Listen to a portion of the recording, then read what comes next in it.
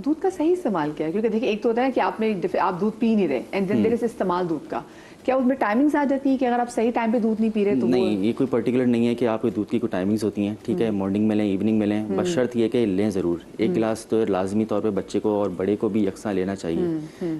Age group में dependent नहीं है, बूढ़ा हो, जवान हो, बच्चा हो, हर एक को जो है वो डेयरी प्रोडक्ट्स के इंटेक, खास तौर पर मिल्क लाजमी लेना चाहिए। लेकिन डॉक्टर्स कुछ ये भी कहते हैं कि जी 35 साल के बाद जो है वो दूध आपको वैसे आपको दही का जो इस्तेमाल पे आ जाना चाहिए। अगर आप दूध भी कहते हैं एक लेवल तक जाके आपको, is it true?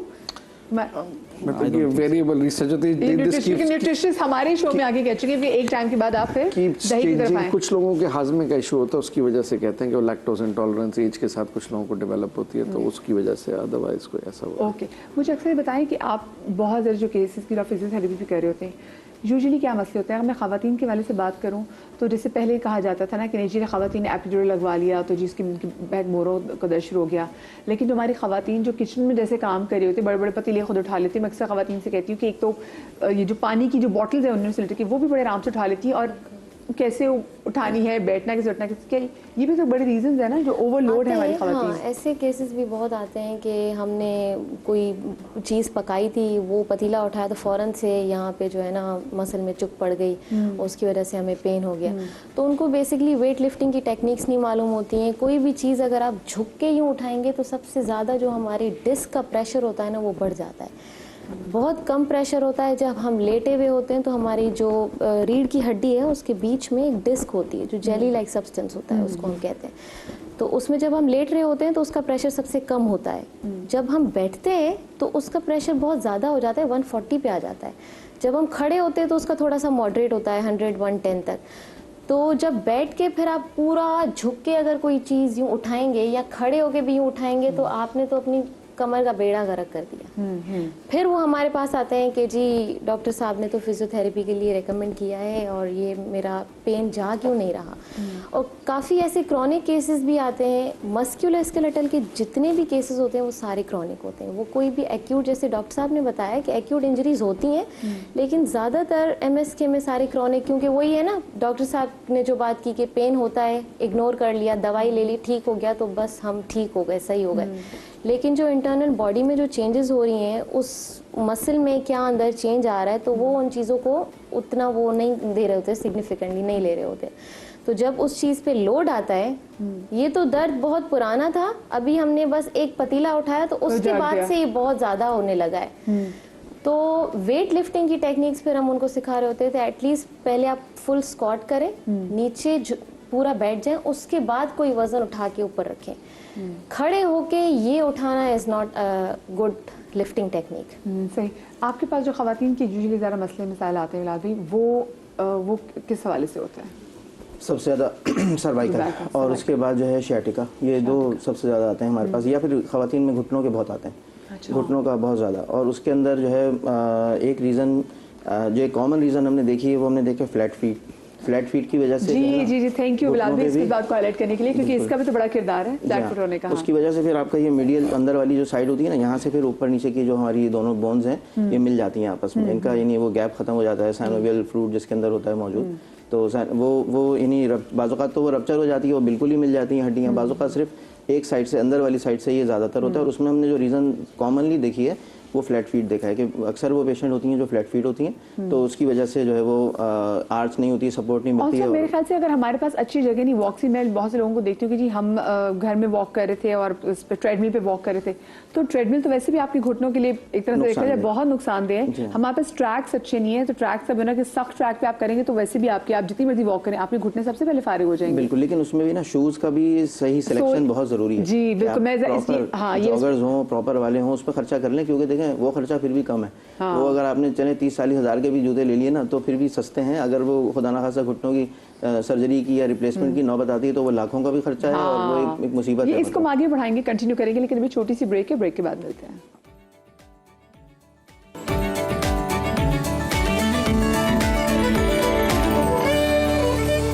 Welcome back after the break. और आप तमाम तो लोगों के लिए खुशखबरी ये है कि अगर आप लोग बनना चाहते हैं समा की आवाज़ तो जनाब हो जाएं इस ऑडिशन के लिए तैयार, जो कि इंशाल्लाह होने जा रहे हैं 31 जनवरी और 1 फरवरी को इंशाल्लाह सुबह 11 बजे से लेकर शाम 5 बजे तक लाहौर, इस्लामाबाद, फैसलाबाद, मुल्तान, कोयटा, पेशावर में इसको बिल्कुल भी मिस मत कीजिएगा। और अगर आप मज़ीद इस हवाले से जानना चाहते हैं तो आप रब्ता कर सकते हैं 0319818964 पर।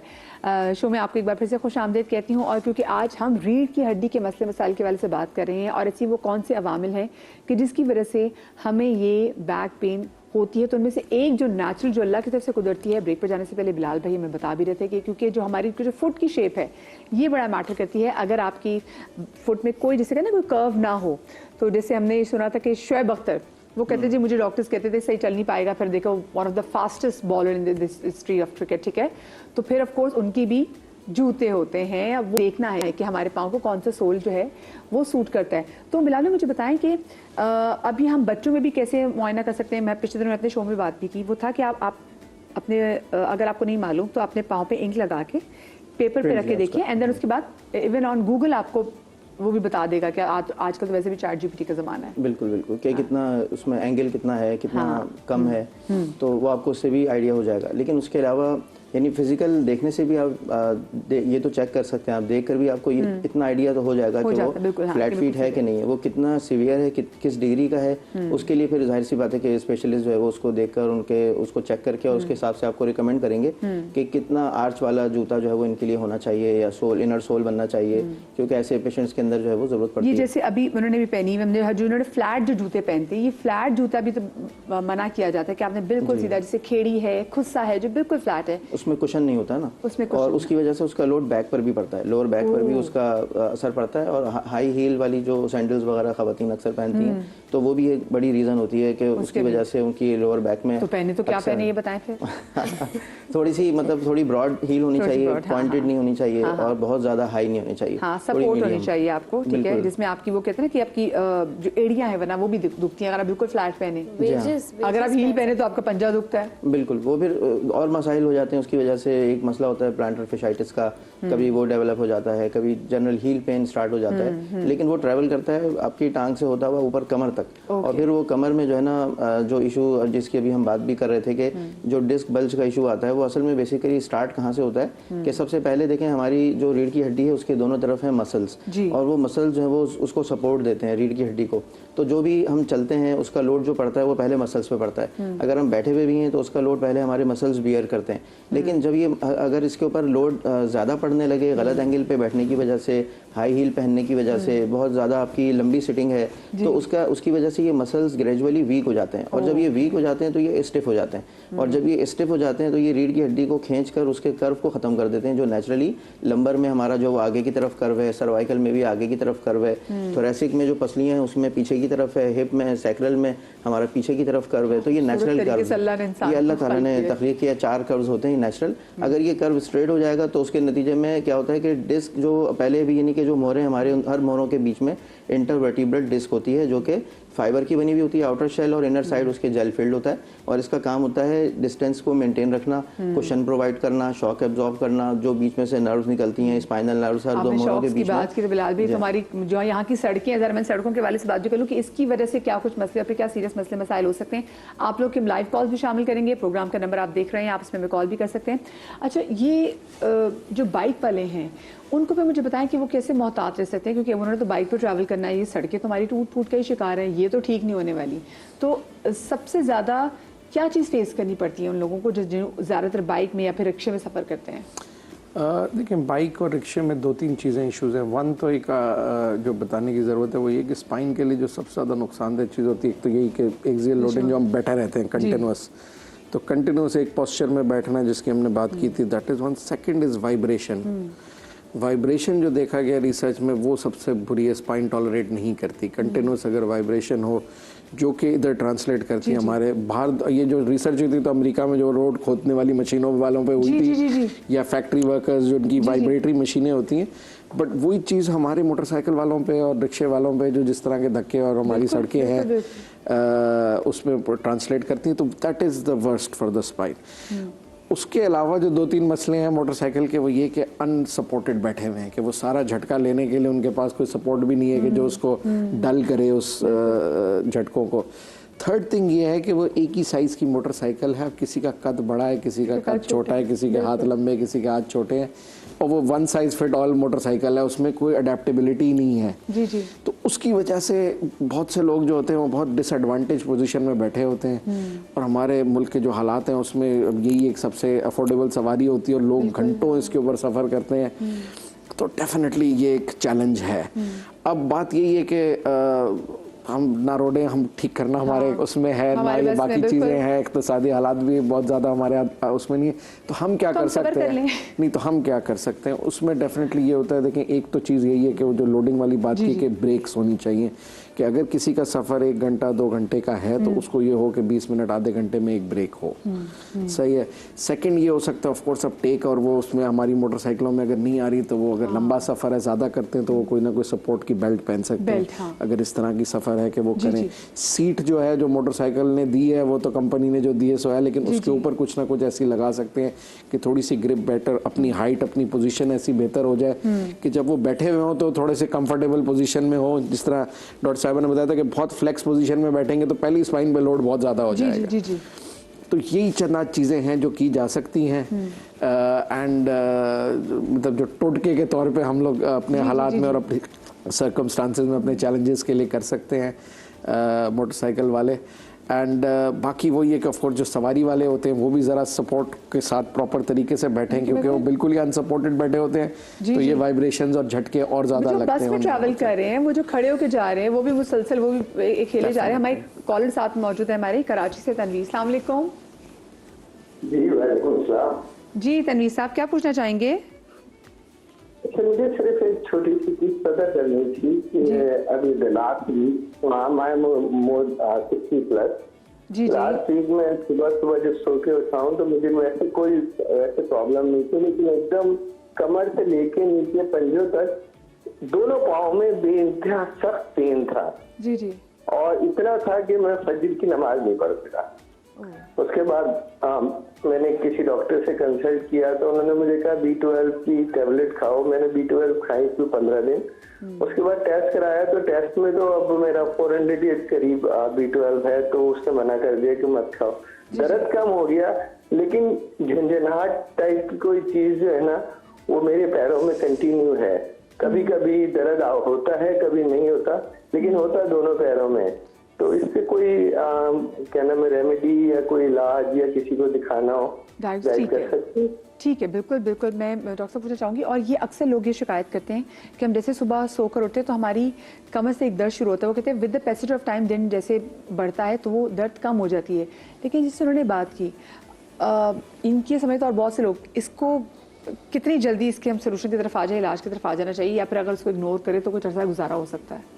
देखें ये जो चीज़ है ना ये एक दिन का प्रोसेस नहीं है, ठीक है, ये एक दिन में डेवलप नहीं हुआ, ठीक है, ये डेवलप होते हुए टाइम होता चला गया। देखिए हमारी बॉडी जो है ना इसके अंदर मतलब इनकी बॉडी चीख रही थी, वो हम लोग ना इजी लेते कोई बात नहीं हो सकता मैं गलत पॉस्चर हो, लाजमी इशारा दे रही थी, लेकिन इन्होंने इशारों को पिक नहीं किया। देखिए हमारे बॉडी के अंदर ना बड़े अच्छे कंपेंसेटरी मैकेनिज्म है। हमारी बॉडी अचानक से गिव अप नहीं करती। हमारी बॉडी के अपने डिफेंस मैकेनिज्म है, वो लड़ते रहते हैं, कंपेंसेट करते रहते हैं, लड़ते रहते हैं, कंपेंसेट करते रहते हैं।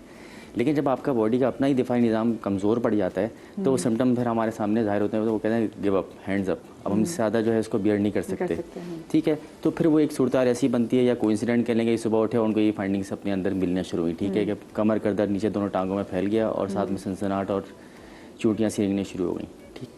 तो ये डेफिनेटली जो है ये जैसे डिस्क प्रोलैप्स का केस भी हो सकता है, ठीक है, ये स्पॉन्डाइलोसिस की एडवांस स्टेज भी हो सकती है, ठीक है। इनकी एज भी मेरे ख्याल में गालिबन ज़्यादा लग रही थी एज आवाज़ सुन के इनकी। तो ये बहरहाल ये प्रोसेस है। और जो एक हमारा मिस्टेकिंगली चीज़ है कि जो भी कमर करता है तो विटामिन B12 खा लो, विटामिन B12 खा लो, ठीक है, without getting a lab test done आप डायरेक्टली विटामिन B12 दे दें, और फिर एक लम्हा आता है जब उससे कोई रेमेडी सही नहीं हो रही होती तो फिर वो कहते हैं कि विटामिन B12 करवा लो। अब करवा के देखें जना वो तो वैसे ही एक्सीड कर चुका होता है या नॉर्मल रेंजेस के अंदर होता है। तो मेरे ख्याल में इसकी एक डेफिनेट ट्रीटमेंट के लिए जो है वो हम डॉक्टर्स को भी बहुत अप्रोप्रिएटली अंदाज से इस चीज़ को देखना चाहिए।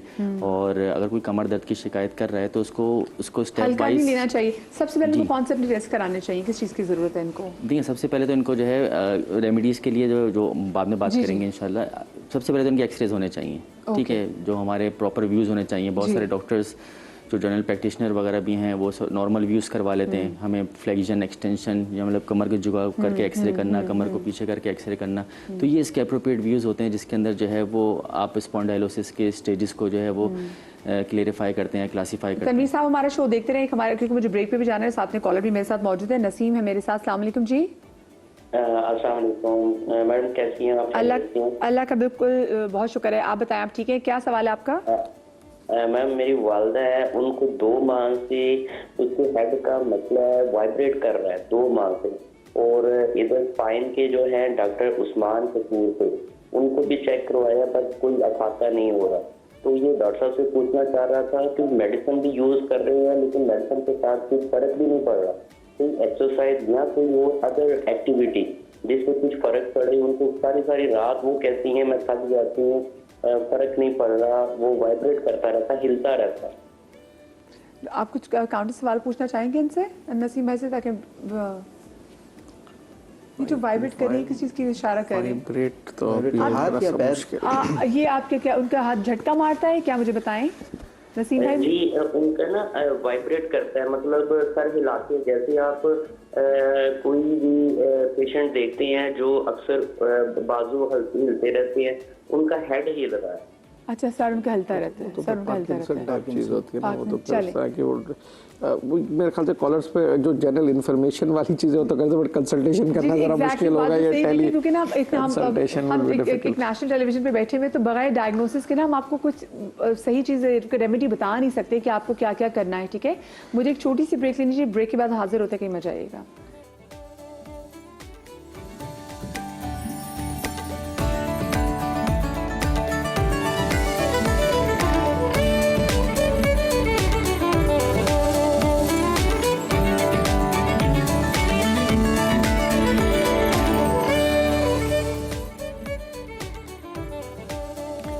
Welcome back after break. और आज हम रीढ़ की हड्डी के जो मसले मसाले उस हवाले से बात कर रहे हैं। ऐसे कौन से फैक्टर्स हैं जिसकी वजह से आपको बैक में तकलीफ होती है, यानी कमर में तकलीफ होती है। हमने सर्वाइकल के बारे से बात की, शाटिका के हवाले से बात भी करेंगे, लेकिन हमारे जो कॉलर ब्रेक पर जाने से पहले हमारे साथ थे नसीम, और अपनी वालदा के हवाले से बात कर रहे थे कि उनकी वालदा का जो सर है, उन्होंने कहा कि वो एक तरह से बाबा हिलता रहता है। तो एक तो ऑफकोर्स एज फैक्टर भी होगा, लेकिन क्या चीज़ें डॉक्टर साहब आपको लगता है इसमें बज़ाहिर इनकी बातों से जो लग रहा है वो पार्किंसंस का लग रहा है कि उसमें राशा की जो बीमारी जिसे हम आम उर्फ में कहते हैं उसमें इस तरह की मूवमेंट होती है। तो बेहतर ये किसी न्यूरोलॉजिस्ट को दिखा लें, वो एक बार देख लें, फिर कोई जो भी उनको MRI या कोई और टेस्ट कराना होगा वो लोग करेंगे। और ये भी समझना है कि उसमें हो सकता है इन्होंने जो कहा था किसी डॉक्टर को दिखाया, उन्होंने दवाई भी शुरू की है, तो इसमें फ़ौरन उस तरह से नहीं होता कि ये उस तरह की डिजीज़ नहीं है कि जिसमें आपने फ़ौरन दवाई दी और मसला ख़त्म हो गया। ये यही होता है कि कुछ ना कुछ कंट्रोल, कुछ इम्प्रूवमेंट आती है और आहिस्ता आहिस्ता वो एडजस्ट करनी पड़ती हैं दवाइयाँ। तो प्रॉब्ली वही होगा जो इनकी बातों से लग रहा है। सही। और वो जो उनसे पहले हमारे साथ कॉलर मौजूद थे, जो तनवीर साहब थे, उनको फिर आप क्या, जो क्योंकि अक्सर मैंने आपसे पहले बात भी की ना कि जब बैक्स की आप सुबह उठते साथ ही अगर आपकी बैक में दर्द शुरू होती है, तो फिर अब जो लोग सुन रहे हैं, जो इस चीज़ से गुजर रहे हैं, उनको कौन से टेस्ट कराने चाहिए? अब उनको क्या करना चाहिए? सबसे पहले उनको एक्सरेस करवाने चाहिए। एक्सरेस वो भी करवाएं, ठीक है, एक्सरेस करवाएं, और एक्सरेस करवाने के बाद जो उनके कंसल्टेंट हैं अगर वो उनको मशवरा देते हैं कि आप MRI की तरफ प्रोसीड करें, तो फिर MRI की तरफ प्रोसीड करें। इट ऑल डिपेंड करेगा क्लिनिकल एग्जामिनेशन के ऊपर। अगर एग्जामिनेशन में चीज़ें जो रिक्वायर्ड होंगी उसी तरह से ली जाएंगी और फिर ट्रीट की जाएंगी। सही, ठीक है।